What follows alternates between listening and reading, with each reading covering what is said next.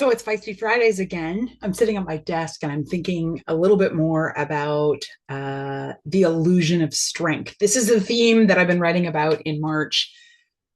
This week, I've been thinking a lot about certainty, and I know I talk about certainty. This is not a new topic for me.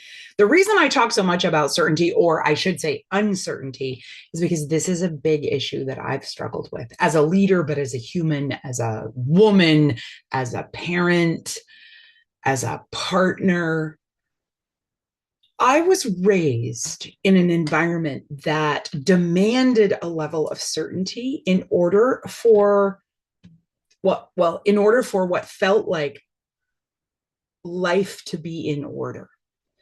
Because if we didn't have certainty about what was right and wrong, then we didn't know how to conduct ourselves. We couldn't trust our own instincts or the vibes around us. We couldn't trust what people told us because we had to have some sort of rubric that we could use to do an analysis of whether it was right or wrong before then we could act. That created a necessity for certainty.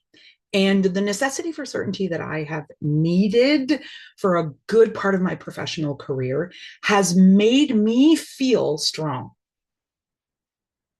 But you know what? Certainty is not courage. In fact, certainty, I am beginning to sense, is the least courageous thing because it's like a costume that we put on. It's like something that we hold on to that gives us strength, but it itself is not strong. And, when we're certain of something, we sound powerful. When we're certain, we sound decisive. When we're certain, we can give people the impression that we are in firm grasp of what we're doing. And in times of volatility, we really crave that.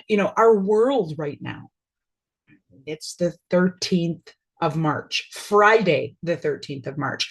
And our world right now is so volatile that when someone speaks out provocatively with certainty, it feels stabilizing. It feels reassuring.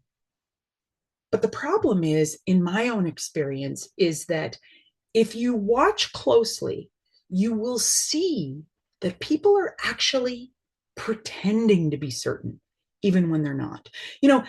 Executives in meetings, you'll often hear them, they speak in absolutes. They use terminology that is, this is the way, rah, rah, rah. But complex problems rarely are cut and dried in their, yes or no's.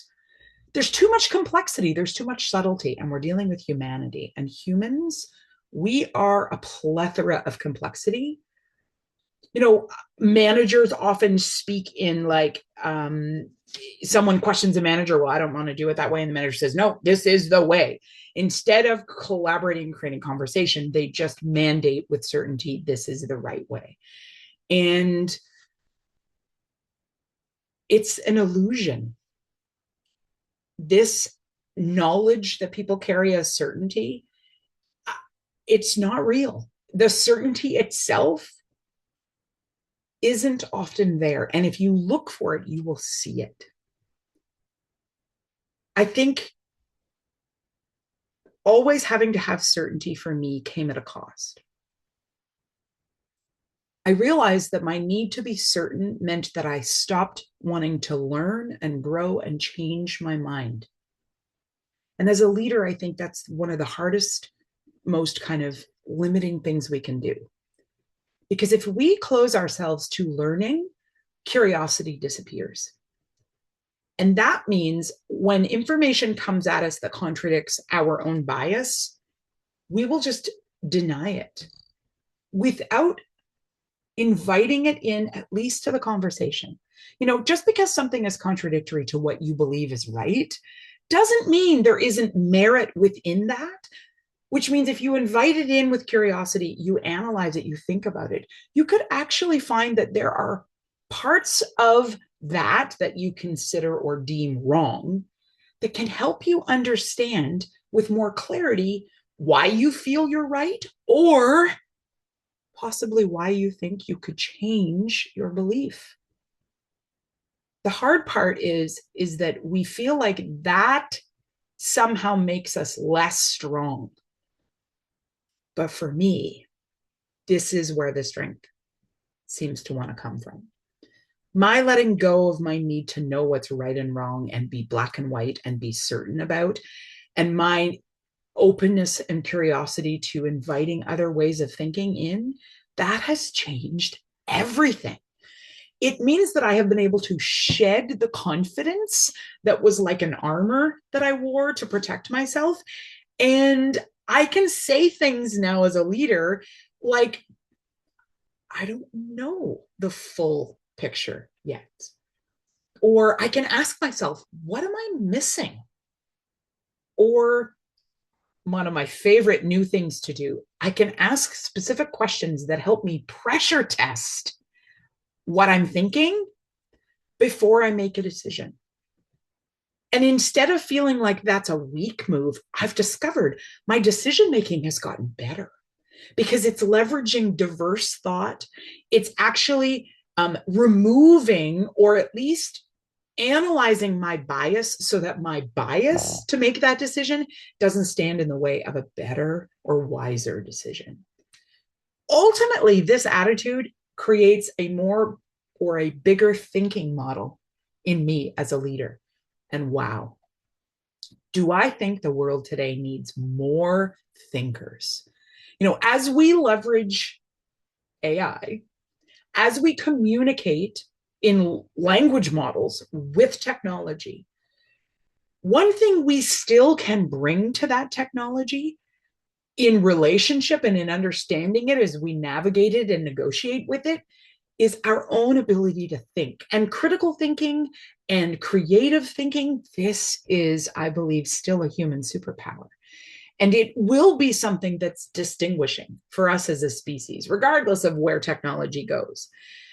And right now, I think we need to think of what strengths have we held on to that are actually illusions.